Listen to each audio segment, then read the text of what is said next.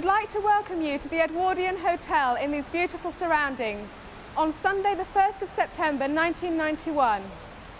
The Airline Aviation and Aerospace Christian Fellowship, in conjunction with British Airways Christian Fellowship, have invited Cliff Richard and Bill Latham as their guests. For those of you who are wondering exactly what the Airline Christian Fellowship is, we'd like to briefly explain now. Our objective within the Airline Christian Fellowship is to share the love of Christ with our colleagues. People from various areas within the airline industry meet together to share fellowship and to pray for the safety of our aircraft and for the salvation of our colleagues. Hello, good afternoon. May I ask who you're representing here? Yes, I'm part of the hotel management team. I'm the conference and banqueting manager, and I've been working with your committee to organise today's proceedings. How have you found all the organisation and the plans for this meeting this afternoon? Well, surprisingly very well organised, considering it's all been done by a committee, which of course don't usually work terribly well, but this one has today. Lovely. We thoroughly enjoyed working with you, and I understand that the management has been extremely helpful and cooperative in everything. How have your staff found everything? Well, they're very excited about the whole day. They're looking forward, of course, to seeing Cliff Richard, which is a big novelty for them. But they enjoy working here because it's such a friendly place to work, and they're having a good time. Lovely. Thank you very much indeed. My pleasure. It's 5:10 and Cliff's just arrived now. Everyone's gathering round. We're trying to make up for lost time.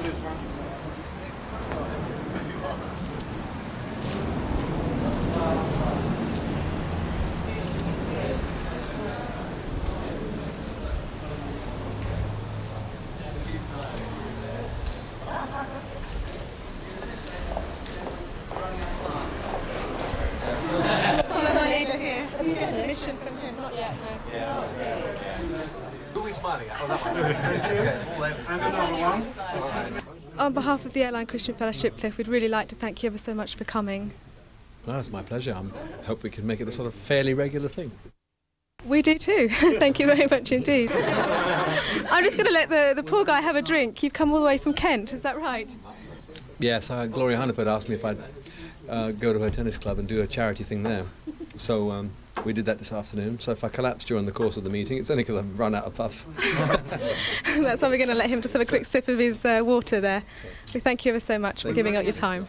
We're running on. Wonderful. Good evening, ladies, gentlemen, and honoured guests. On behalf of the Airline, Aviation and Aerospace Christian Fellowship, in conjunction with British Airways Christian Fellowship, we welcome you here this evening. This evening has been planned primarily to reach out and to share God's love with our colleagues in the aviation and airline industry. Made possible, of course, and with thanks to Mr. Bill Latham and Cliff Richard himself. We would like you to sit back, relax, and enjoy this evening with us. And our hope is that when you leave this place, it would have been a memorable event for you. At this point, it is my pleasure to introduce Mr. Bill Latham and Cliff Richard.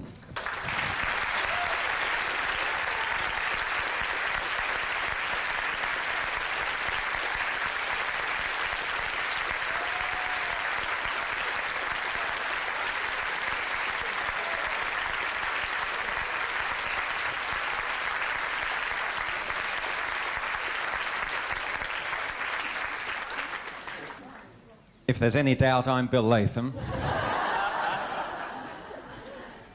It's good to be with you. Sorry we're a bit late. We got caught up in traffic just around the corner, the usual Sunday afternoon problems. Cliff, you've just been playing tennis. You've had a race along the M25. An hour ago you were in Sevenoaks, I think, or I was in shorts. Yes. Yes, that's right. You all know Gloria Hunniford, don't you? Whenever I do her show, she's always talking about health and fitness and stuff. And right, I didn't know she lived in Sevenoaks, but she obviously goes to a tennis club there, and they did a sort of charity afternoon where people paid to play with people like me and the silly fools. I mean, but it was very nice. It was a nice thing to do. Did you win? No. Next question. I won twice. 2 out of 3 wasn't bad. Do you sometimes wish for a quiet life? I mean, it's been a hectic afternoon. We caught up in traffic. We thought we were going to be very late. We weren't disastrously late. Do you all wish you could spend Sunday afternoons occasionally just doing absolutely nothing?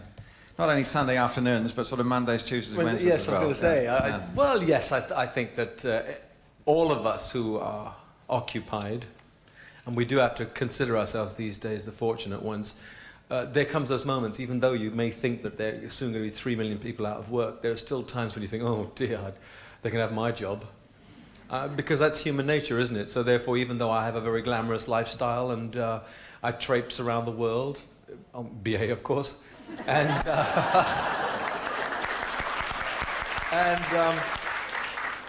nevertheless, there do come moments when you think, oh, it would be just terrific to just let it stop for a while. But of course, I've never tested this. I don't know how long I'd actually manage without working. I mean, I'd quite like to try, set aside a 6-month period or something and see if I could cope with that. You've just come back from 3 weeks holiday in Portugal. Yes. By courtesy of TAP, haven't you? Yes. Yes. Just to get the balance right. Yes. Do BA do a flight to Faro? Don't ask, they do, yes. Do they? Daily? That could be very... Well, I must talk to my management. This could be very... Actually, I am flying to Australia, BA, though, a bit further. Coming back Qantas, Cliff. I ought to have explained that this is a very poor man's Wogan that's happening this afternoon. We've launched into this, but all I'm going to do, as you see, is sort of put some questions to Cliff. Hopefully, at the end of an hour or so, you'll feel that you know him a bit more. If you're dying to hear whether his voice actually sounds like the records do, perhaps you could show him. Just an oldie, 1908. And sing a song as well, aren't they? Well, I think Alan.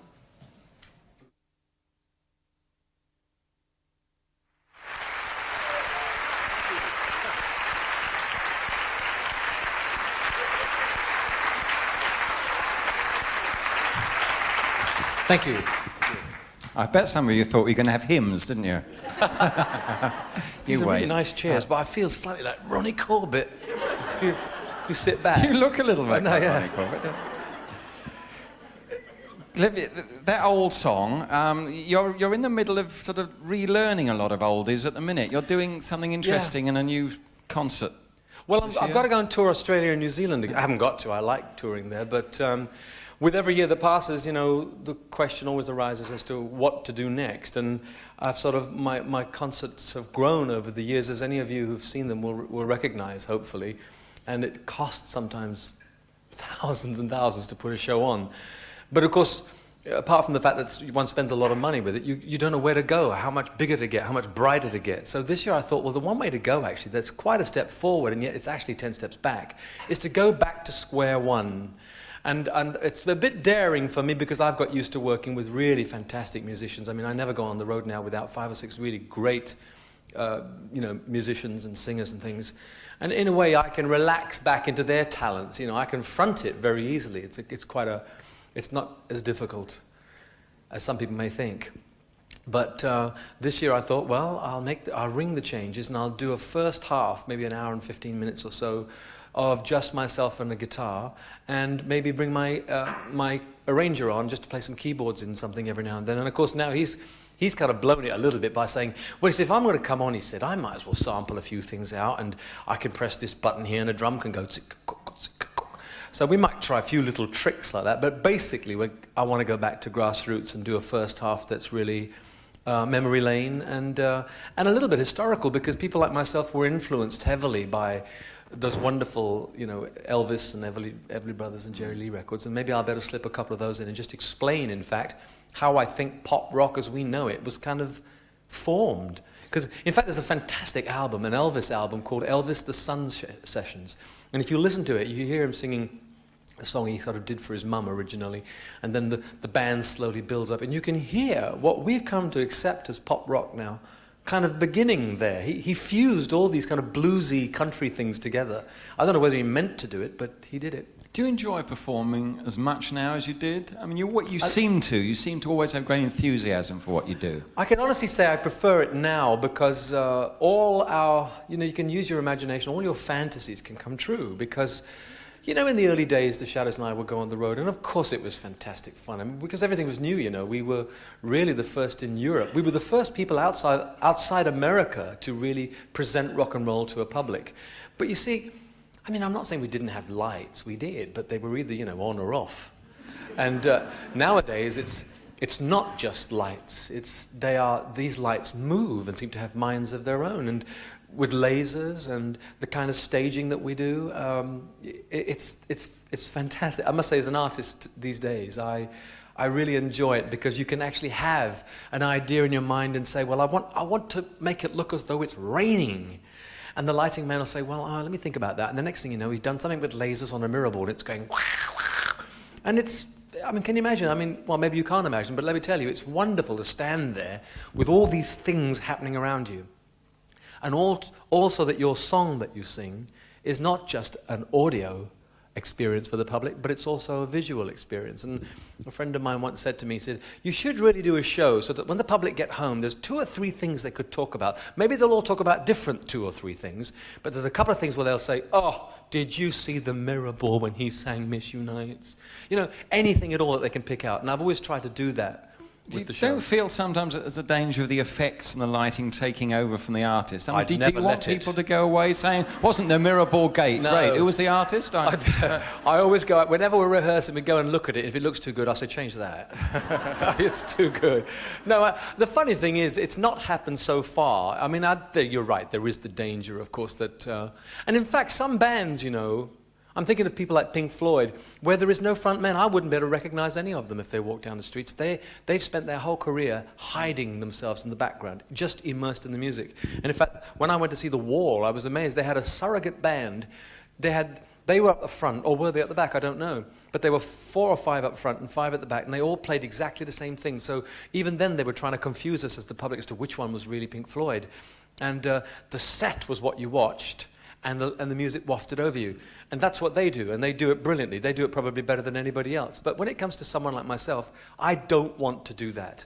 I want to be the front man. So if, for instance, I mean, things like the From a Distance thing that I did at Wembley, I wanted to stage something that 72,000 people could look at. Because, you know, when you're standing on a stage, you look this big, and that's to the front row. So what it's like at the back, I don't know. So I devised a set. But you see, because it looked fantastic, I said, okay, it does look great. Okay, I want a podium that rises 20 feet and I'm going to be on it. So all the lasers was going, but I just went... So in the end, you can still peak it, but just by being cocky, really. Are you a sort of cocky person? When you say, I want to be the front man, it sounds sort of a bit egotistical. Are you a bit sort of big-headed person? No, I don't know about big-headed. I like being the front man, though. I mean, I like... I can remember once, because Olivia Newton-John was in my backing vocal group once, you know, I kind of introduced her to the world, and before she really got famous, we were touring in Germany, and she had a friend of hers called Pat Farah, who in fact was married to the guy that produced all those wonderful hits that she had in the States. And Olivia and Pat were my backing vocal group. Well, I was standing singing one day, and I could see all these German people. The girls were looking at me, but all these guys were going like that. And I turned around, and they had moved from the position we'd set, and they'd come almost level with me, and Pat and Olivia were going, yeah, woo. Well, I did have them move behind the piano. So I thought, all's fair. There's no way I could compete with Olivia dancing like that and singing. I mean, you can understand why everybody was looking at her. But, no, I mean, I don't know about... I mean, we have to have an ego to be in our industry. We all of us believe that we're good at what we do. Otherwise, how could you possibly go in front of thousands of people believing that you couldn't do it? So, yes, there's an ego involved, but I'd like to think that it hasn't taken over. I mean, I just try to... Because it's all I have to offer. It's what I do. I sing and perform. So therefore, if I go on stage and people have paid money to come and see me, I make sure that I lead everything. Do you actually enjoy your fame, or are there sort of times when you'd long to be anonymous? I mean, where you could just walk down the street and people wouldn't know who you were? Again, it's like, yes, I mean, we've kind of touched on a similar question earlier. Yes, that's really... Sometimes you think, wouldn't it be fantastic just to get out and do the weekend shopping, you know, and no one ever looks or even knows about you. And in fact, I can do that in America. I'm not very well known in America, so I kind of wheel my trolley down you know, those great stores that they have, and no one ever knows me. In fact, if I can mention Olivia again, I was in Florida a couple of years ago, and I was shopping in one of these. They have fantastic shopping malls, as some of you, well, all of you, I'm sure, know. And this guy said, I was buying jeans. That's right. He said, "Hey, you're Cliff Richard, aren't you?" I went, "Yeah."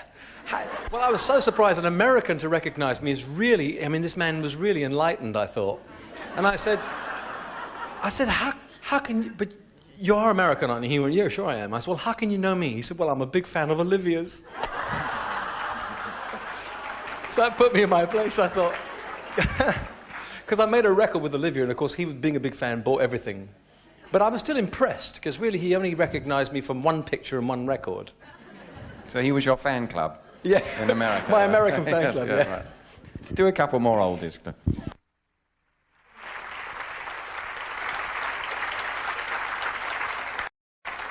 And all of that, really, all those influences, finally led to a career of my own. And I think one of the songs that really established me, because I have to admit, the Shadows and I, kind of, although we were trying to find our feet, were very heavily influenced. And so if you listen to some of my early records, even the B-side of things like Living Doll and stuff, I think it's called Apron Strings, you'll hear me sounding, or trying to sound a bit like a British Elvis. But this one did kind of set up a whole pattern for me that I followed, fortunately.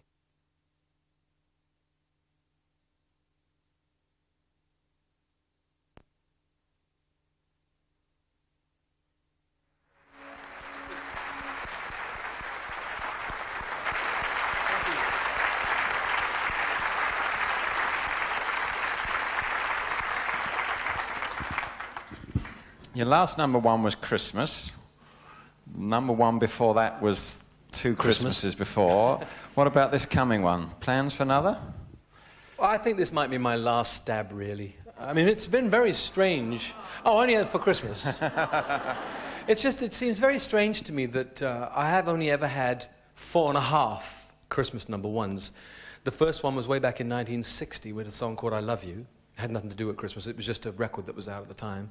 Then it was 1962 was Bachelor Boy with The Next Time. And then nothing until 1988. And that was Mistletoe and Wine. Then 89 they invited me to be on the Live Aid, you know, the Band Aid single. So that's the half.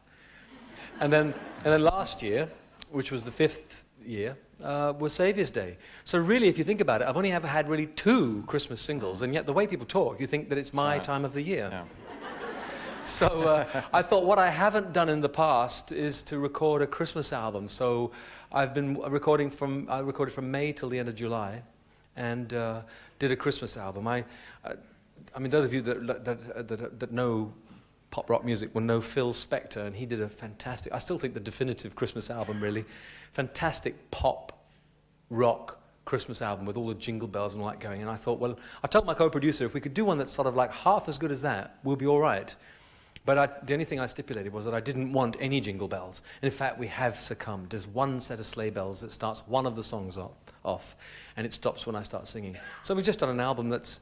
Christmas is the theme, but the sound is definitely mainstream pop rock. And there's going to be a single, presumably, that may or may not be number one. Do you know, I might just manage to get 3 singles of it. It would be really nice if we could get this album to survive But all at Boxing Christmas? Day.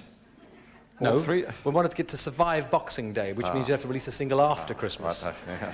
And it just so happens that there is a song on there called This New Year. And I thought, well, we'll stick that out in the new year. Has anybody ever had a New Year record? Oh, no, I was told ABBA did once. So it's not a common thing, so we thought we'd do that. But there is a single that I'm hoping will come out for Christmas. It's called, don't ask me to sing it, I can't play it yet. I haven't learnt it. No, won't. No, won't. It's called We Should Be Together for Christmas. And it's not the same as the other Christmas songs in that this one strictly, it really is a pop ballad, whereas the other ones were very much the center of Christmas. The Christian Christmas was in the lyric. And I felt rather nice about bringing back that side of Christmas, because obviously we all know that Christmas has been commercialized beyond sometimes recognition. But for those of us who believe in it, it's still a very wonderful time of year. It is for me. So to be able to get Mistletoe and Wine and Saviour's Day and have them at number one was really a thrill. But this other one it's really just the sentiment that everybody shares. You know, even people who say they're not believers still try to get home for Christmas. You know, people try to get back to their families. If there's a big rift in a family, sometimes that's mended for a couple of days. And it's just about people being together for Christmas. So another number one, you reckon? Who can tell these days? I think it's good enough for number one, but then, you know, I've always thought all my records were. And they haven't been. Oh. Nothing if not modest. Well, it's kind of, Yes, we go, partly yes, joke go. about it, but obviously when we make a record, you know, and you release it, you obviously believe that this could be a contender. Otherwise, what's the point of releasing the darn thing? Actually, you've got one just released now, haven't you, that probably a lot of people haven't a clue about. I mean, it's just But, been released, hasn't it? I tend to forget about it too Yeah. because it's not on an album. It was just that a friend of mine, Mike Reed, the DJ, and Simon May, the man who wrote the theme for EastEnders, wrote a song called More to Life. And it turned out, I liked the song very much, and it turned out that the song is the theme song of a show that starts tonight called Trainer. It's about the horse racing fraternity. And it's a series that runs for 13 weeks, and it was an opportunity too good to miss. I like the song very much. As I say, it's not on an album or anything like that, but a one-off single like that is really quite a nice thing to do, especially when you think that they're going to play my record for 1 minute 50 seconds every Sunday for 13 weeks. You're not daft, are you? No, I'm not daft. Not daft, no. And then your next I have to ask you this, next concerts in this country, not for a few months yet? Well, they really won't be till next year because well, I don't know, I'm assuming. I'd finished a tour only in January this year of this country. We started in November and worked through till January the 7th. So I tend to sort of do it every 2 years here in this country, make a tour, and in between I go to the Far East and Australia. In fact, I'm due to go to the Far East again. I haven't been there for a long time. We've kind of flown over and gone straight to Aussie and New Zealand. But that's where I'm planning this year. And then next year I will have to concentrate on Europe and Britain. How far ahead do you plan your diary? Quite a long way, and it's why time seems to fly by. You know, when we sit down and start planning the year, for instance, earlier in the year, by Christmas last year, we'd already decided that I would be doing an album, a Christmas album, and then I would be doing a tour which would take me up to Christmas. Then we decided, this co-producer of mine is a very talented young man, and we want to form a production company. In fact, we virtually have. We are possibly going to work together on someone else's album, February, March, and April. I then have to do my next album, May, June, July. Then it's a holiday again in August. And in September, October, November, December, I'll be touring Britain and Europe. So immediately, Next year's you've gone. wiped out a year. It's really frightening when you start planning things like that, and you suddenly realize that it doesn't actually take very long for those moments to arrive. You're a workaholic. Well, it depends. I mean, it's workaholic. The connotation is that, you can't help it. You just have to work. I just like working. As I say, I've never actually tried not working. I've got a feeling that if I was given 6 months and I could get away and just not do anything, I think I could be very good at that. You don't think so? No, I don't know. I think I could. It's just that I like working, and while I still have the energy and the strength and stamina and the enthusiasm to do it, I keep thinking, well, why bother cutting out now? While I can still compete, I might just as well compete. No plans to slow down at all? I mean, that would be the ideal, but you see, you can't. I've discovered over the years it's not really possible. If you make an album, then you have got to be prepared to promote that album. And, my management are now working on 5 major territories in Europe that haven't always bought my records. Germany's been kind of on and off. Holland's always all right. France, hardly ever. Italy, rarely. Spain. And so it means that if we are going to hit these territories with a new record, I have to be prepared to go and do all the interviews and do all the television shows and all the radios and stuff like that. And you can't slow down. You just can't. An album may take 3 months to record, but then you live with it for the next year or even more sometimes. So it's just not possible, it seems to me, to actually slow down. Not unless, if you lose your ambition, which I haven't yet, if I lose that kind of ambition to compete and have a record at number 1 every now and then I could very easily slow right down. I could decide to do certain concerts at certain times of the year in certain places, and that would be it. But then, of course, my career would kind of grind to a halt. It would stop. It's like if I'd done that 20 years ago when I'd had all the big hits like the Young Ones and Summer Holiday and stuff like that, I would have ended up doing nightclubs. There's nothing wrong with that, but I'd have ended up just singing Young Ones, Living Doll, Bachelor Boy, Summer Holiday.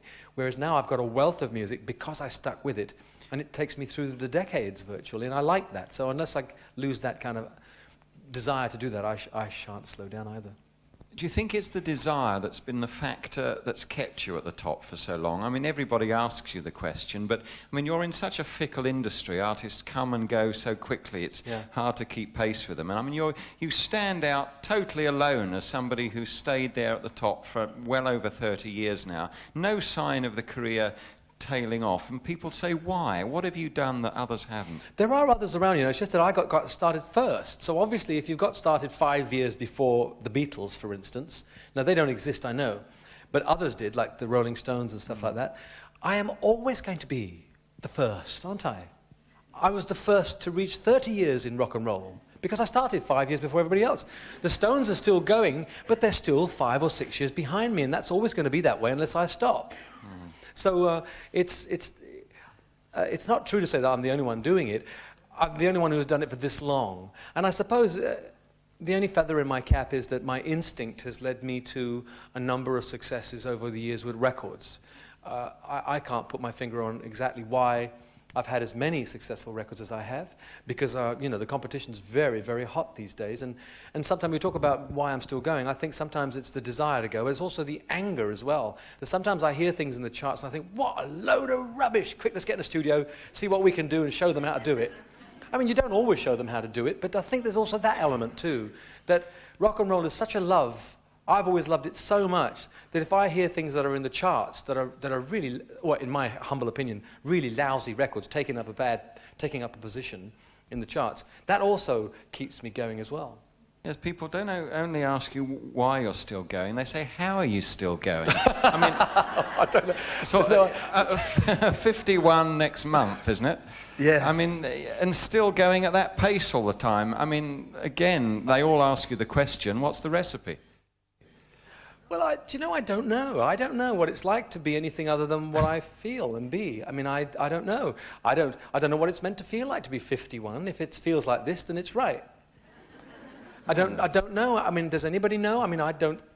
Sometimes your body lets you know that you're 51, of course, but your mind never does. Your mind always sort of is kidding you on that you're 18. And so I reckon as long as we allow our mind to win much of the time, then there's really no danger in that area either. But I mean, I don't know how. I mean, I consider myself fortunate that I've had good health. I have a back that plays me up. But, you know, we've all got, I mean, I played tennis today with a pro who's all strapped up. He's always strapped up, he said, because he's always got a bad back. He was 97. No, that was Paul Daniels. No. Have another song before we get silly.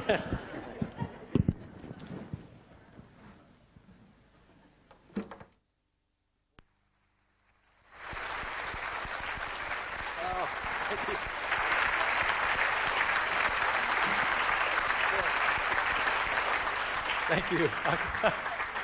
I can see the next BA commercial, can't you?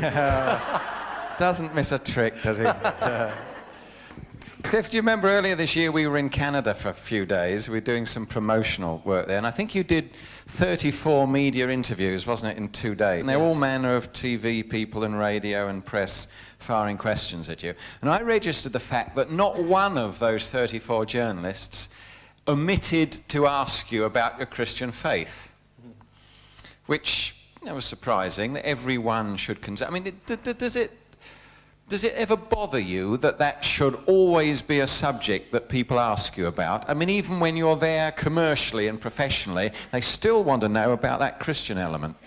No, I mean, it doesn't bother me at all. I mean, I suppose it's a bit easier for me now because I've been a Christian for a long time, and so therefore I don't feel that people are going to find it so easy to trip me up if that's what they're trying to do. They don't always try to do that, of course.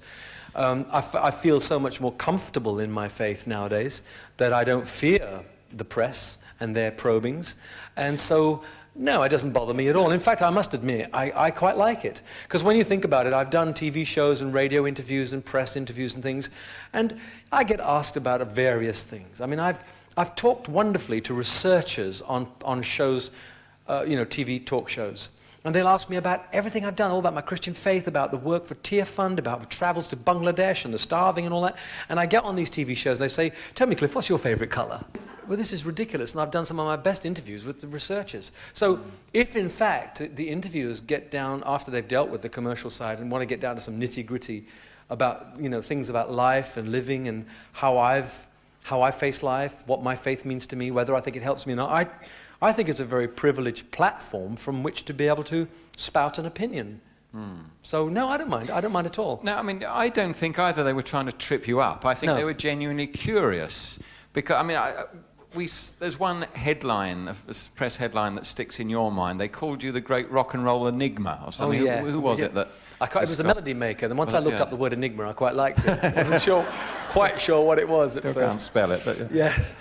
But, I mean, people do find it hard to really understand you, don't they? On the one hand, you're this very successful pop rock artist who really should have no place in the Christian world because it seems as though they're such poles apart. And yet, year after year after year, you seem to wed the two together very happily, and they do seem to work together, don't they? Yes, I mean, I'm not quite sure why people should think that there's a way of life like ours, like the pop or showbiz entertainment world, why that should be any separated from God than being a banker or a teacher or work for an airline. I can't see... The pressures are great for all of us nowadays, aren't they?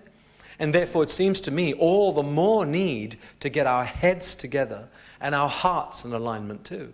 And therefore, you're talking about spiritual things. Most of the time, people, I think, who are having an unsuccessful time in life, not in their work necessarily, but in their relationships and in the way that they live their lives, I guess 90% of those people would be because they hadn't got a spiritual life. They had no spiritual stabilizing factor.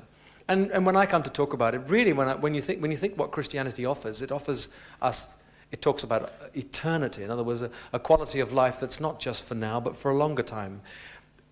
Therefore, it makes sense to me why, in fact, I do feel comfortable, because there is something absolutely solid in the middle of my life, and everything else revolves around it. Jesus doesn't want me necessarily to give up rock and roll. He might do, and I've therefore got to be prepared to stop. In fact, I almost did give up once, but at the moment, it doesn't seem that he's telling me that. So you know, I mean, I don't understand why people should think that it's any more difficult or any more removed from Christianity, rock and roll that is, than any other way of life or walk of life or Does work. it ever concern you that people might sometimes regard you as an extremist of some kind, a fanatic? But I'm not, am I, though?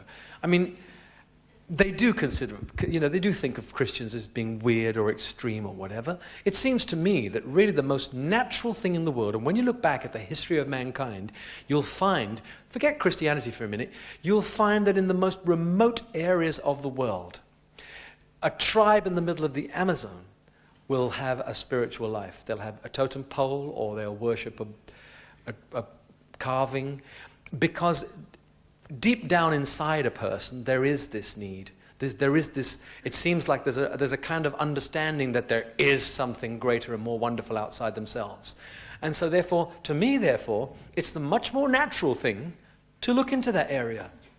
And when you find that you can't break it down, as I did with Christianity, step into it, embrace it. Because what it does is make your life complete. It's a natural way of life. It's not an unnatural way of life. It seems to me to be very extreme to say, I am going to be an atheist, because, I mean, it must be harder to prove that there's no God than to prove that there is one. Most people are not atheists, are they, though? No. I mean, I shouldn't think there are that many atheists No, I was just in the taking the room, extreme but yes, situation. I mean, there are a lot of agnostics, though, people who would say, well, I don't know. You know, I don't know where I am, I don't really know what's right and what's wrong, or whatever. One of the problems is that there are so many sort of conflicting religions and philosophies, aren't there? I mean, you know, you'll get people knocking at your door, equally sincere as you are, trying to sell some particular brand of religion. You look around the world, and as you say, wherever you go, those people in the Amazon, they will be sincere about what they believe, primitive though it may be. I mean, how do you know you're right? Oh, well, yeah, but Bill, I don't know. I don't consider myself right or wrong in this. I've only ever believed that Jesus was right. When I looked into Christianity, what I found myself doing was querying all this stuff that I read. This Jesus character seemed to be so unbelievable that it was either right or it was wrong. And so I questioned him and the story that was wrapped around him. So really all I say is that I believe that Jesus is right. I mean, I'm going to get my knuckles rapped. I'm sure of it. And for a number of things that I've thought or said or whatever. But I may not be right, but I'm convinced that Jesus is. I believe when he said, I am the way, I am the truth, and I am the life, and no man will ever come to the Father except he comes through me, I believe that. That's not something I'm spouting. If I made that up, there's every chance it could be wrong. In fact, if I made that up and said it, it would be wrong, because I am not the way to the Father. But Jesus said it about himself. So having looked into the story, having looked into his life, having looked at all the evidence that there seemed to be there about whether or not this man really was and was who he said he was, having agreed that, yes, he was who he said he was, I do believe in him as a historical character, as well as a character that is alive now, then I accept everything that he said. So I try not to present, when we're talking like this, it's much better okay, I have the right for an opinion, but when I get a chance to, I'd rather quote him, because he's the one that I know is right. We could be wrong about a million things. He's not going to be wrong. If he is the Son of God, let's use the word if. If he is the Son of God, he ain't going to be wrong about anything he said, because he would have had a divine connection to truth. I'll ask you some more questions about that in a minute. I mean, you've just been explaining how busy your schedule is, and we all understand that. How does all this spiritual involvement and all the understanding that you have, how does all that fit in to this busy professional career? How do you find time for it? I mean, where is it in your diary? Do you know what I mean? But it's like saying, well, how do you breathe? I mean, when I wake up in the morning, I'm aware of my being a Christian. I can't ever remember not remembering that I was one. I open the curtain, whether it be pouring with rain or not, you look out and you think, crumbs, isn't it fantastic to actually just be alive, let alone anything else? And immediately I'm aware that God is around somewhere and did all this for us. So, I mean, it fits in all the time. If you take it further and if you say, how do you fit in doing things like this, or doing a concert tour of gospel concerts, I don't know, maybe you mean that, then it's just a matter of saying, is it important and should I be involved? And the answer is yes to both those things. So then you find Bill works in my office, and in fact is the one that works out my diary and gets me here on time when it comes to all these Christian affairs. And so therefore it's just a matter of saying, yes, I do want to be involved in this way, in this Christian way of life. I do want to have make use of the opportunity of speaking about him. And so therefore, as you well know, we set up a tour every year, and you set up various functions that yes. I can do. I was thinking more of the former. I mean, because you do have a lot on your plate professionally. You've said you've got all next year booked and all the rest of it. And it would be reasonable to think, well, that's enough for any one man. And I mean, for you actually to fill your life with these God thoughts seems almost like an extra. Do you know what I'm trying to say? Well, I think it is an extra. It's the reason why I think that Christianity is so special, because what it does, when you've already got a life that you think is great, you don't realize how much more there is on offer. Because if you're satisfied with 70 years, well, fine. If you're satisfied with what's happening in the world today, that's fine as well. I mean, we can't argue about that. If that's what you want, that's fine. But I'm not. I'm not satisfied with 70, the thought of dying when I'm 70, and that's it. I'm not satisfied with thinking that if I just make another couple of 100 hit records, I'll be Elvis. It's just not enough, because it's not eternal. It doesn't mean anything. And the awful thing in our industry is that I know that I've carved myself a niche in show business, but I'll only ever be remembered if people want to go back and dig. They'll dig back. There'll be other Mike Reeds and Tim Rices who know about what happened 40 years before, and they'll say, oh no, Cliff Richard had 2 Christmas number ones, perhaps 3. Do you know what I mean? But no one will really care. It won't really matter, because something else fantastic will be happening on this earth. And so therefore, for me, it seems pretty obvious that within us, there is this desire to have a life that's not only complete and full now, but that has longevity. What is the point of this intricate mechanism that is humanity being snuffed out? I mean, there's just no point to it. What does Christianity do for you today? Forget the sort of long-term future when you die. I mean, that's something that's speculative and so on, although you obviously believe it's going to happen. What actually does being a Christian mean for you as you tour, as you get on all the aircraft, as you go to one concert to another, you go into recording studios? What difference does being a Christian make to actually living out day-to-day routine? I just feel that it's the constant guide. It's a constant force. We were talking earlier about motivations and stuff like that. I omitted to say that, of course, a lot of the time I'm thinking, if I can keep my career at a peak, then these kind of moments mean more. Because people are interested in people like myself and what we believe personally, our personal feelings, our personal beliefs. And if, in fact, I want to speak about Jesus, the best way I can do it is from a platform. So therefore I have to work to keep the platform going. So that's part of my ambition too. And but when it comes to, as you mentioned, daily living, again, I think it's this. Again, the Bible says that there's a peace that God gives us that is not attainable anywhere else. You can have a hit record, and I tell you, when you have a number one, it feels great. Then it drops to number two, and you think, oh, especially when the new number one's a rap record. And then you start working on another record, and then there's all that thing again. You release another record, and you still don't know whether it's going to be a hit. And then it's not a big hit. So even the nice, wonderful things that happen to us in life are not constant. But it talks about the peace of God passing all understanding, and I think basically that's it. It seems to me anyway, when I became a Christian, what entered my lifestyle was a security that is unshakable. I know that God exists. I don't have any doubt in that area. I know that Jesus came and died because he had this incredible love, not just for me, but for every individual that has lived, is living, and will live on this earth. And it's a very sobering, centering fact. It brings you to the center of yourself, and you feel much more comfortable with yourself, even though I know that perfection is something I probably will never attain.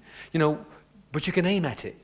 You can aim at trying to improve your temperament, improve this, improve that. You can aim at trying to be the person that God would have you be, even though you've got a feeling that you may never make it. And so therefore, all of that is part of your everyday life. Getting on an airplane, I just talk to him a lot more. But don't we all? So it's there are all sorts of ways in which it pervades your life very, very naturally. You talk about trying to be the person he wants you to be. I mean, there will be people listening who say, well, I couldn't begin to do that. I've tried with a New Year resolution and it lasts a matter of hours. Now, I mean, is that your Christianity, striving to reach a standard? Because a lot of us would opt out at the beginning and say, I can't do it. And I think that's why a lot of people don't look into Christianity, because they see its demands are up here and they're very much aware that their own lifestyle is way down here somewhere. And they say, I couldn't cope. I'd be a hypocrite. No, I understand that. But you see, talking about the kind of the love and the peace that you feel. Of course the earth is still shattering. Of course all the dreadful things still happen on the world. It doesn't mean that a Christian goes around going like that all the time, smiling away at everything. You still have to live in the world that's duff and bad. But the center of everything is right, because you know God loves you. The other reason why you can be secure, I mean, security is a fantastic thing, and not everybody has that. We all strive for security in our work, in our relationships, and God gives you security because we are told very early on that God loved us before we loved him. Jesus was an expression of how much a person can be loved. He died for everybody, and there was no necessity. He didn't have to die for everybody. But he wanted to, because he loved every individual. And very early on in my Christian life, it was apparent to me that God loved me in spite of the fact that he knew, and I knew, that I was not perfect. That I was not, it's not a matter of saying, right, this resolution business, Okay, it's a well-intentioned statement. I resolve to do this or not do this anymore. Done with great, people want to change something in their life. Sometimes they succeed. Most of the times, as you've suggested, we fail at that kind of thing. And it's a bit of a shattering blow. You feel weakened because you are weakened by it. It means you are not tough enough to give that up or start doing something new. The reason why security is important within the Christian world is because you know that God loves you and has accepted you. There's a statement in the Bible that says, God accepts us as though we were perfect in Jesus. So, I can go through my life thinking, he already has accepted me as though I was perfect. I'm telling you now, I'm confessing I am not perfect. I know it, so therefore he must know it. And yet he still accepts me. So I would say to the person who is, you're quoting hypothetically, if you feel you can't do it, then all I can do is slap you on the back and say, you're right, you can't. We can't do anything really in our own strength. What Christianity is saying is that God loves you enough to say, if you will accept Jesus, I will accept you. And if we accept Jesus, what are we doing? We're accepting the power that created the universe into our lifestyles. And so therefore, you know, I'd like to underline, Christianity is not God saying, bunch of rules, here's a few resolutions, you've got to stick by these. Anybody it doesn't, out. It doesn't work that way. It can't work that way because he knows we can't do it. So he supplies us with a character in history called Jesus, and all we have to do is humble ourselves before him. Check it out. You don't have to commit intellectual suicide. He can bear any amount of scrutiny. But once you've scrutinized and you recognize him for what he is, you give yourself to him, and he is the one that helps you do whatever you have to do. And the reason why I mentioned about Bill, about striving to be the person that I know he would like me to do, I'm not striving to win points with him. I'm already in. It says that he has already accepted me. Because God doesn't lie, otherwise he couldn't be God, I believe when he says that he's already accepted me. Even though I know and he knows I'm not perfect. But the very least I can do, let's face it, if you've accepted something as wonderful as this, the very least we can do is make the attempt to be something different, to be something that he might be proud of, and also something that we might be proud of too. I mean, as you taught, it's a long answer, and I hope you followed that.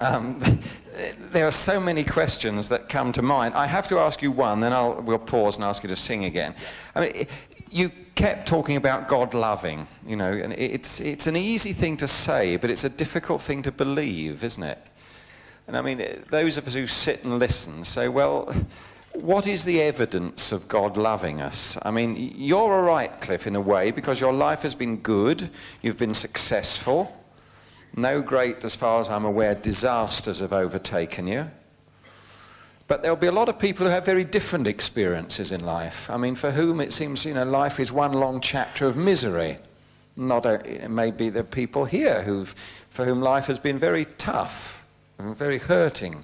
And I mean, one's got to look around the world, as you say. You look at a country like Bangladesh, and you say, God, where does it seem that God loves when there does seem to be so much injustice in the world? Why does he allow a little baby to die? Well, you and I were talking at the beginning of the year when Eric Clapton's little boy died. Yes. You know, how'd you go up to Eric Clapton and say, you know, God loves you, Eric? Well, God does love him, of course, and of course God didn't throw the child out the window. It's one of those facts of life that we have to face, that of course tragedies do happen, and this is the difficult part. If you're speaking with someone who's just experienced a tragedy, I don't think it's enough. I mean, I wouldn't dream of having gone up to Eric at that point and saying something as insensitive as that. You know, one would first of all have to befriend and comfort as best one could. But you see, I think it's all too easy for us as humanity to blame God. It's interesting, really, because it fascinates me that a nation of people like we are in Britain, only 1% of 1% or something go to church. So one assumes that they probably are the believers. And not everybody that goes to church actually believes that God is supreme in their lives. Or maybe not all of them allow him to be supreme in their lives. So we're talking a very small group of people. And yet, somehow or another, if anything goes wrong in the nation, God is the one who's blamed. I'd like to say this, that as much as I believe in God, I do believe that there is another force at work. There are always opposites. Our lives are made up of opposites. There's goods and evils and darkness and light, etc. And it seems to me that what the devil has done has been incredibly clever. I mean, he couldn't be the devil unless he'd been really clever. And what he's done is he's hidden himself by suggesting to the world that he doesn't exist. I mean, we were talking with someone last night, who shall remain nameless, who kind of said, well, I kind of don't believe in a personal devil. And I thought, another one for the devil. Another point for the devil, because if anything goes wrong in this person's life, he can't blame the devil, he doesn't exist. So he blames something that might exist. And that's why God comes in for all this stick. And Bill, it's an area that we can only skirt around. I'm skirting around the question because how does one deal with the fact that babies die? I haven't even lived enough to be judged to die. You know, if they did something horrible, you might smack their wrist, but you're not going to kill them. And so therefore, there are areas that I have to say one has to leave a question mark. All I know is that if we weep for a child in Bangladesh, if we cry because nations cut themselves into ribbons, you know, as they seem to be doing in places like Yugoslavia and around the world, if we cry, if we can feel we terrible human beings can feel compassion, God must, well, weep is not a good enough word. He must break up every time something like that happens, especially when he knows that he gets the blame for it very often. Also, in answer, may I say, I once was in Bangladesh with some nurses, and I'll wrap this up. This will be the end. I know you think I go on a bit long. But and I do. Anyway. But I went to Bangladesh once, some years back in 1973, and to meet some nurses who Tear Fund, the organisation I support, were supporting out there. And we got together at night and I sang and we prayed together, and it was just a time of being together.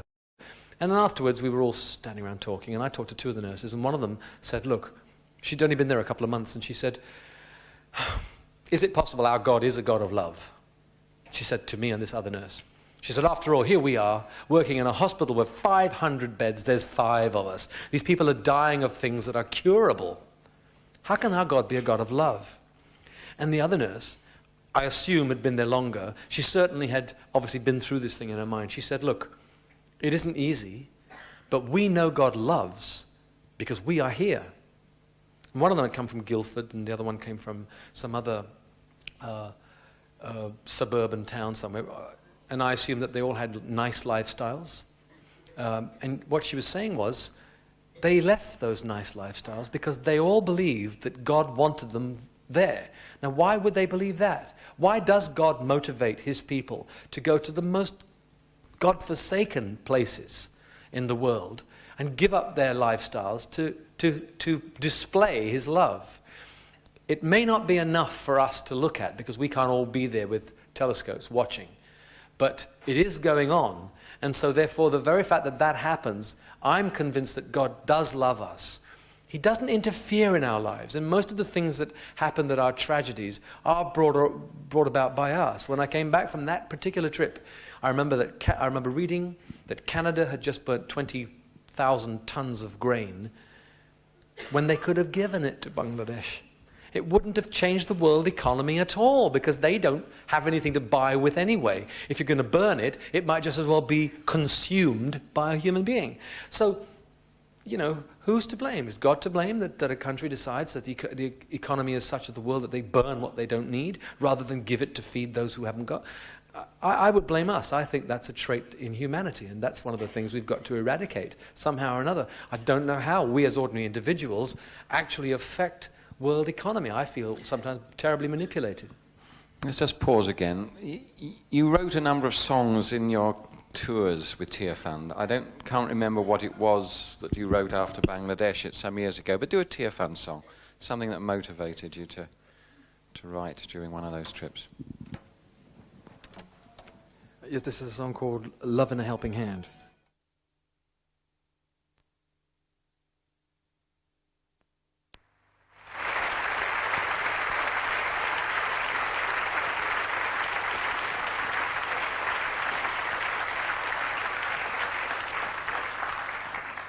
Whenever we do these little chat things, I would love to be able to get inside people's heads as they listen and wonder what it is that they're thinking.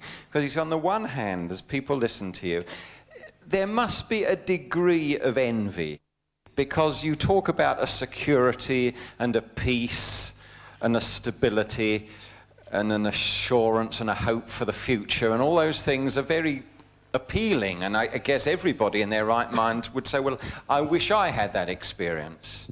And yet, to counter all that, there's this whole Christian area that seems so uncertain, and the implications are so enormous that, you know, we hold back, and there's a confusion, and perhaps there's a temptation to say, well, let's bypass all the religious thing.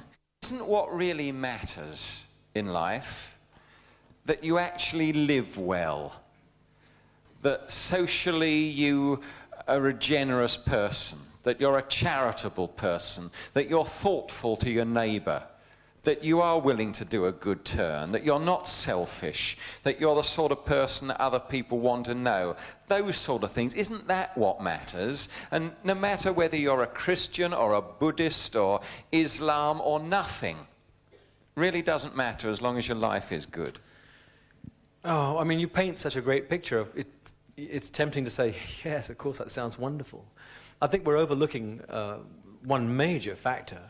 If this Bible is right at all, it's very condemning of humanity in many, many, many ways. I mean, it says, for instance, that all men and women have sinned and fall short of the glory of God. I mean, you read something like that and you think, that kind of, it seems to me to be true. It's obviously true. I mean, if you were to if the world was one big room and you said, people, put up your hands, the perfect individuals here, the ones who were really perfect. No one really, if they put their hands up, you'd put them straight in a madhouse, wouldn't you? Because I don't think anybody in their right mind would suggest that they were perfect. Nobody would. And it's because we're not. And the Bible underlines that factor all the time. So really we're beating around the bush. In one question, for instance, you've suggested that we recognize that we're actually not good enough. We can't do it. And another question here, quite rightly, you suggest that maybe the answer is just to be as good as we can be. But being as good as we can be, as desirable as that is, as motivated as you might be to be good, I feel that what I'm trying to present when I talk about my faith is not just a life that might be or might not be successful or might not be happy while we live on this earth. I'm talking about being accepted by this divine creature, G-O-D, and it's the longevity of completeness. And so therefore, what we have to surely do is recognize that with all the best intentions in the world, if God does exist, and we do want to be part of his world, we're not going to be able to do it just by trying to be good. Because men and women have been trying to be good. Nations have tried to get it together since we began, really. And it seems to me, therefore, that what we have to do is cut away all the edges and say, what is there on offer? Jesus actually said, I have come that they may have life and have it in all its fullness. That's what he said. And it seems to me, again, that people, if from the hypothetical person who might be questioning me in the way you just then, they would be, the reason why they would want to try and be good is because they want to have a life. They want to have it full and complete. I personally don't think that there's going to be a human being that's going to be able to do that for themselves. And so therefore, when someone like Jesus comes along and says, look, if you want life, I got it. All you got to do is humble yourself to me. It doesn't actually take a lot to become a Christian. Okay, being one, that doesn't necessarily mean you're going to have an easy life. You might find yourself nursing with women in Bangladesh who are frustrated by the fact that people are dying of curable diseases. But whatever it is, wherever God takes you, it will be fulfilling and full, and you will be feeling complete. So I would just say to those people, I think we're wasting our time if we as human beings think we can win our way through life by just trying to be good. Because I don't think it's going to work.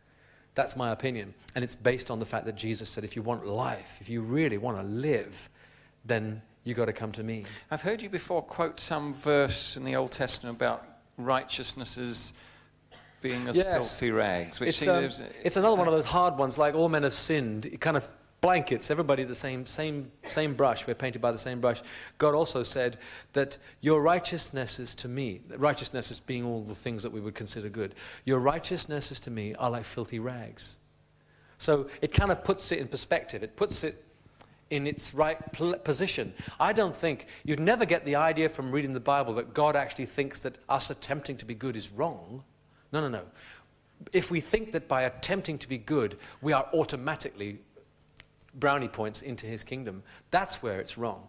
The whole point is that the reason why Jesus happened in a horrific manner, when you think he was born okay, normally, but died a horrific death, all of that to prove that God's love was real. But all of that was to say, I am special, and if you want a special life, then you must come to me.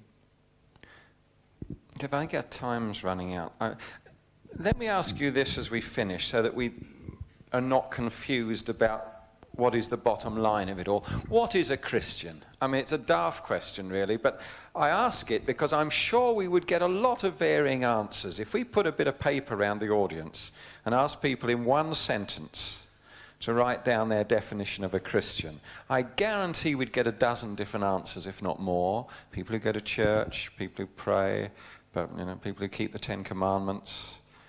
I won't ask you to give an academic answer, I'll ask you to give a personal answer. What did you do, whenever it was in the mid-60s, that enables you now to be sure that you are a Christian? What did you do? In a nutshell, Bill, I'd spent about 3 years asking a lot of questions, coming to conclusions about this incredible being that nobody ever said they didn't like. Nobody ever said he didn't exist, Jesus. And as I say, it took me about 3 years. I may be thicker than most, but I got to my conclusions and still felt that something was missing.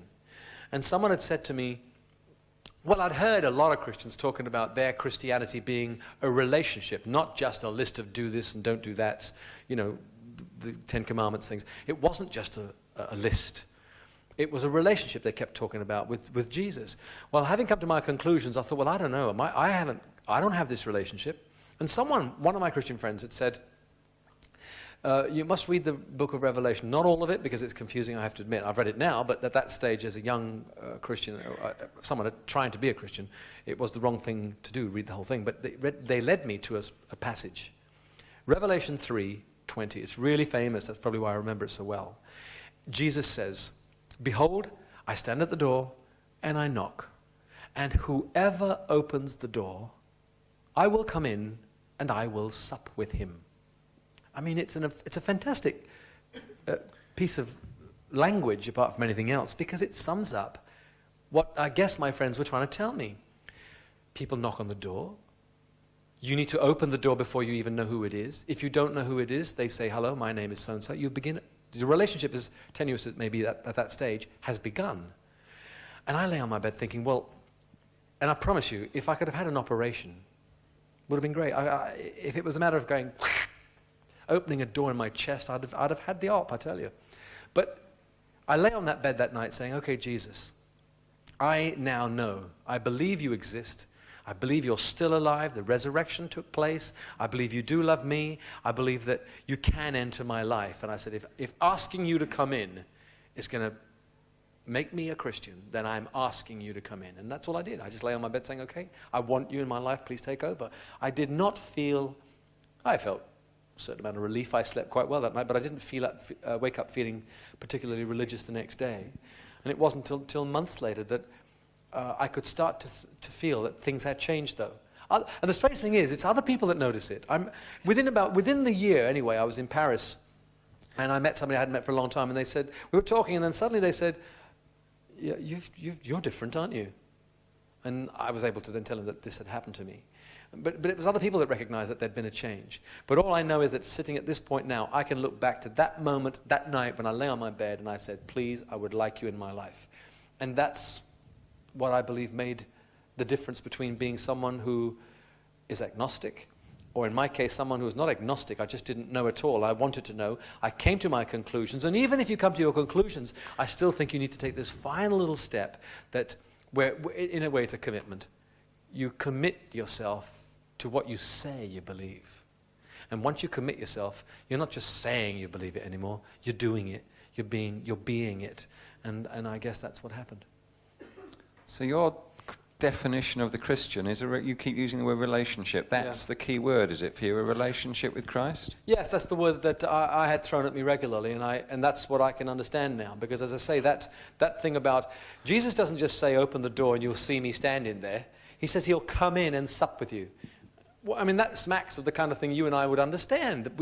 That's what relationships are, aren't they? Friendships and being able to talk, being able to have a meal together. Yes, it's easily understood if you know the person, of course, or if you can meet and see the person. But you're talking about a relationship that's sort of on trust, aren't you? Because presumably you've had no visions. You don't actually see this person that you relate to. You just believe it in your mind. But, it's like Jesus is the greatest man ever in history. I know nothing about Napoleon. Nothing whatsoever. It would be easier for me to say, I don't believe he ever existed. I know nothing about his personality. I know there was a Josephine on Odd Nights, but I don't know anything about him. Whereas I could tell you that Jesus was the kindest, the hardest working, the most understanding, the most tolerant, the most miraculous. I mean, just by reading what the little that we have, there's more insight into that being that trod this earth than there is to you, to me. As much as we think that we share a lot, we actually hide a lot as well. Whereas Jesus just came and poured himself out. And you read, I mean, I always suggest, not because it's my idea, because older and wiser Christians have also suggested that when you suggest that people read bits of the Bible, it's better they start with a lump. One little lump, like the Gospel of Matthew or something like that. So you just get the basic story. And in every line, it reeks of reaching out. It reeks of this man who touched, when you think about great fishermen, big geezers that were working in fields, and tax collectors, real pigs. Jesus had an effect. How could he have an effect? And you can see it. You can see it as you read the story. So, all right, I've never seen him, but I know him very well. I know him better than I know anybody else because I know more about him than anybody else. Cliff, you've shared a lot, and I'm suddenly conscious that our time has gone. It's escaped from us. Sing a little more. Sing one song. I want to say a word or two, and then I'll ask you to end. Sing Flesh and Blood.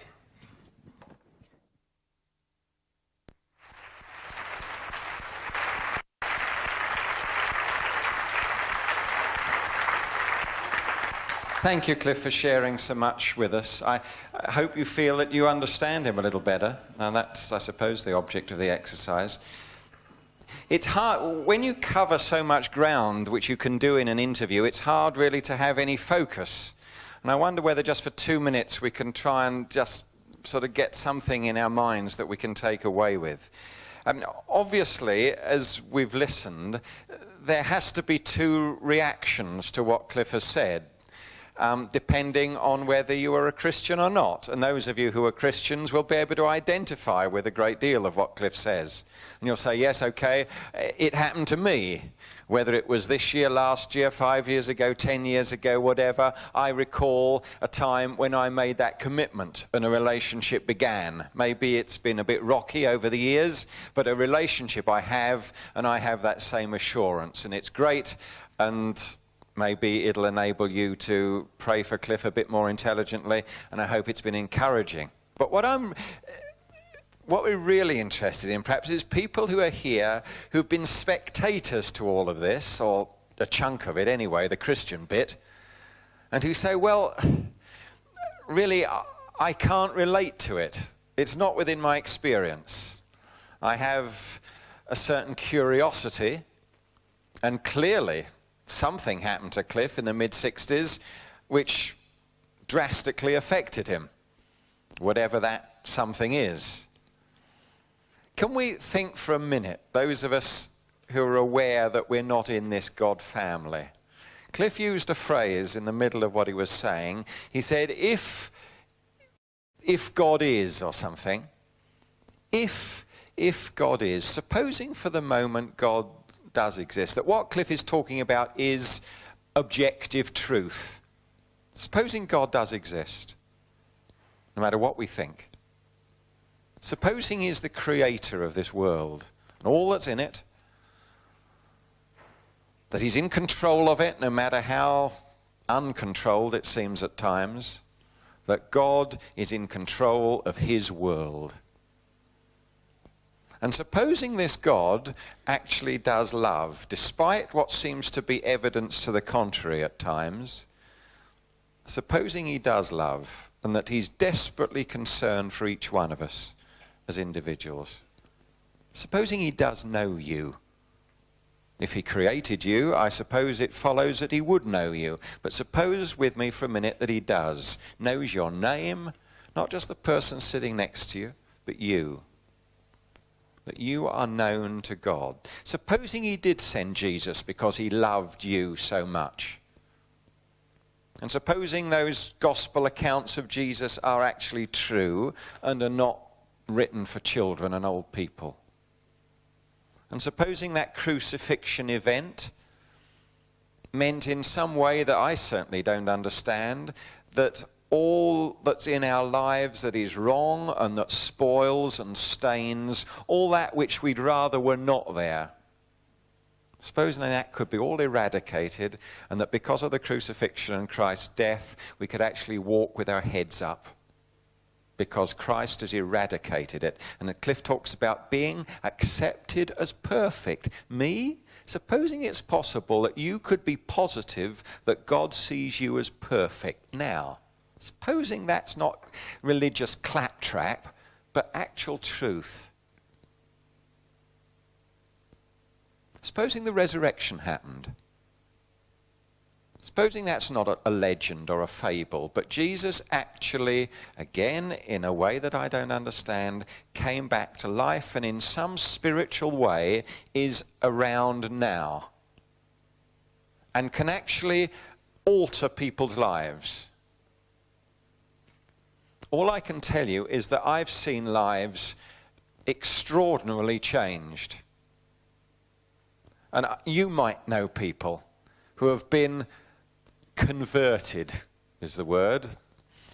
The press would call it got religion. Born again, whatever the phrase is.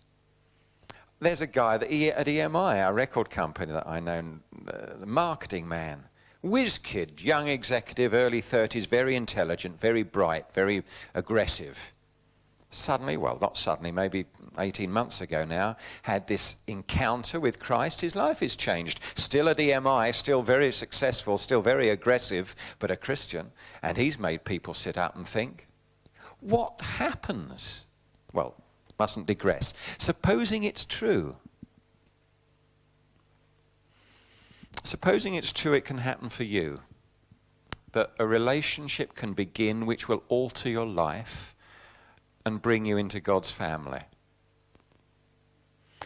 The point of this is just to say this. If it is, if those things are true, what a tragedy if we miss out. And I think a lot of us do because we've got memories from Sunday school and RE at school which are bad memories, boring memories, irrelevant memories.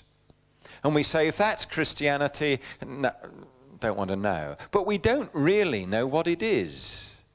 As thinking adults, when did you actually look into it with an open mind? Not in a prejudiced way, but with an open mind. Have you ever? When did you actually last look into the Bible?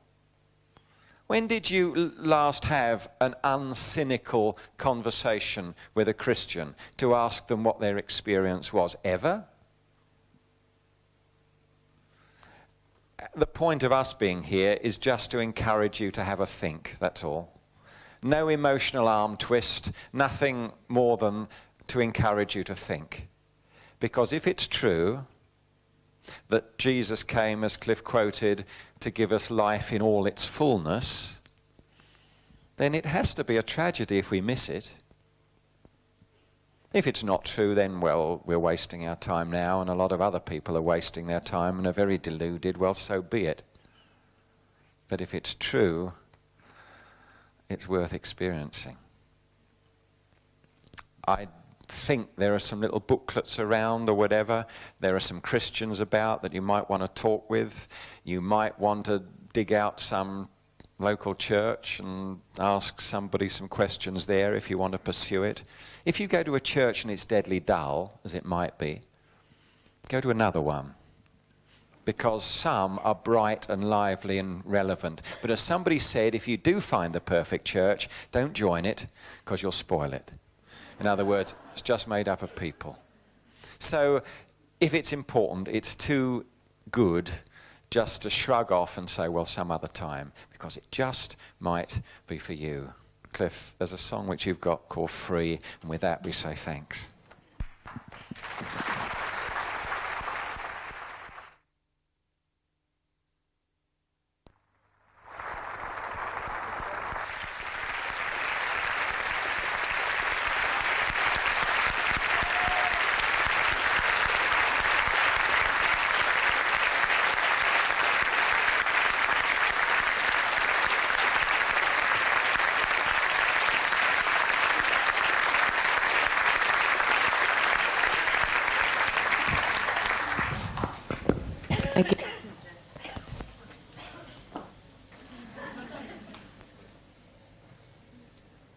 Hello?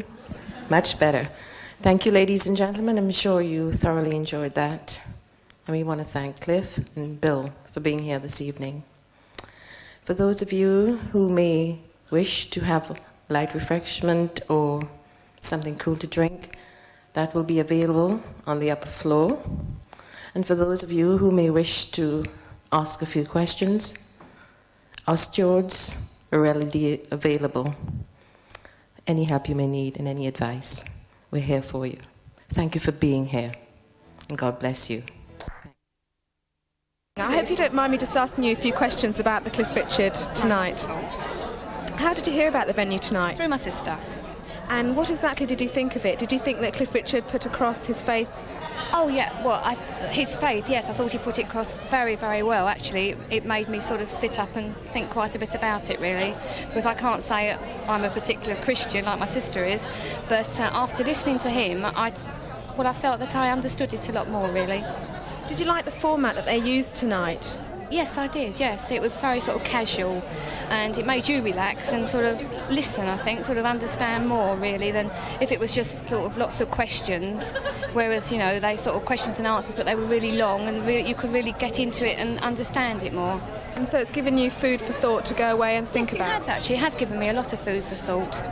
I like the way that they did the secular music along with the Christian music. Did you also enjoy it? I did. I really enjoyed those songs, yes. And I, you know, like the first half when they were sort of talking about him, and then when they went into his faith, I thought that was really nicely put together. Thank you very much indeed. That's all right. Thank you.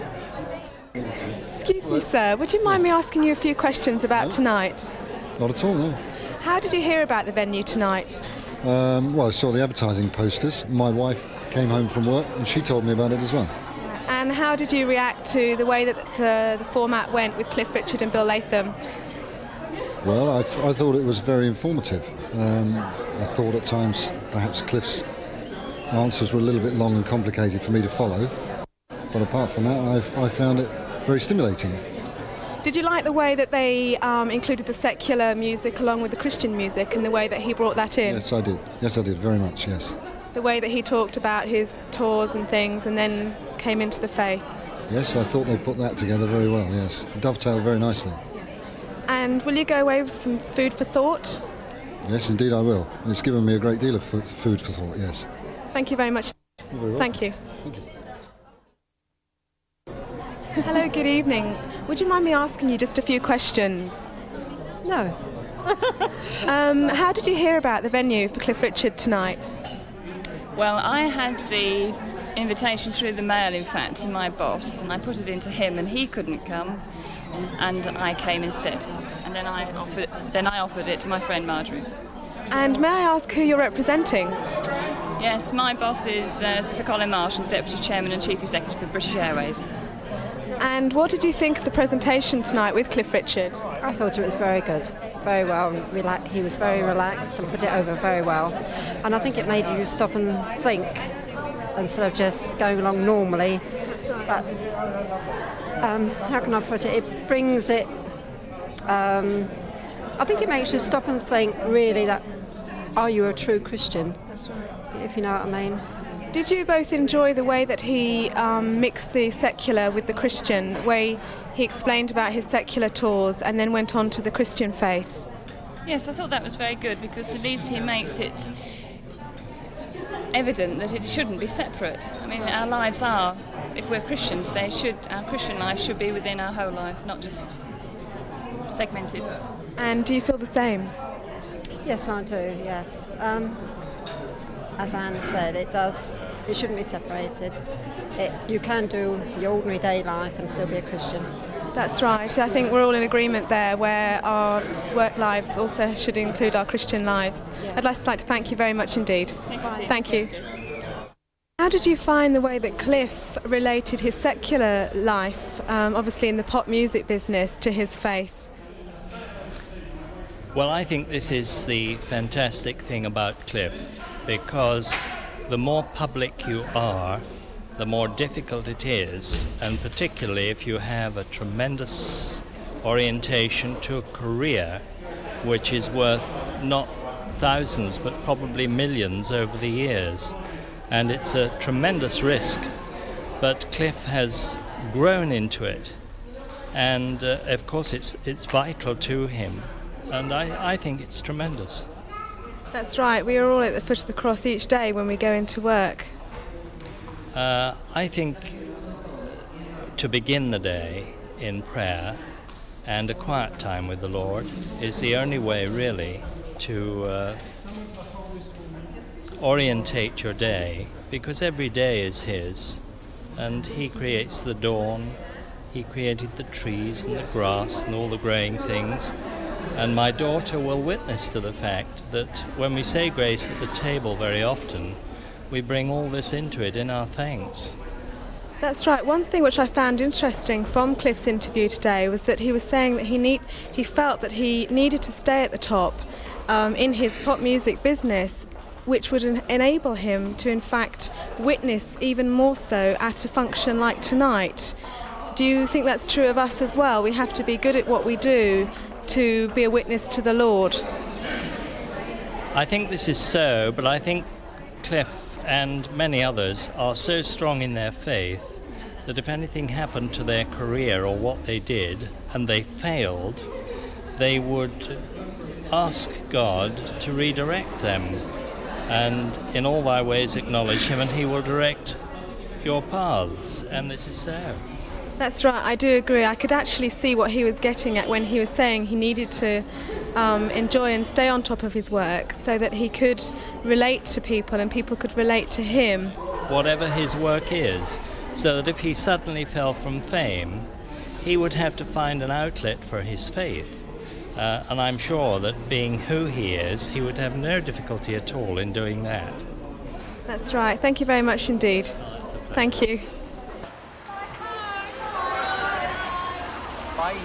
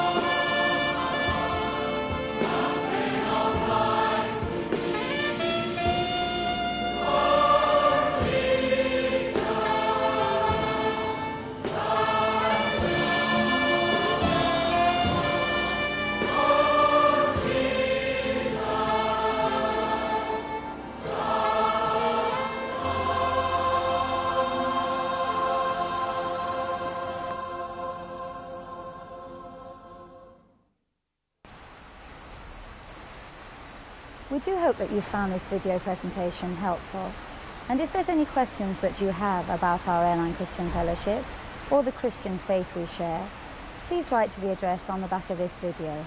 Thank you.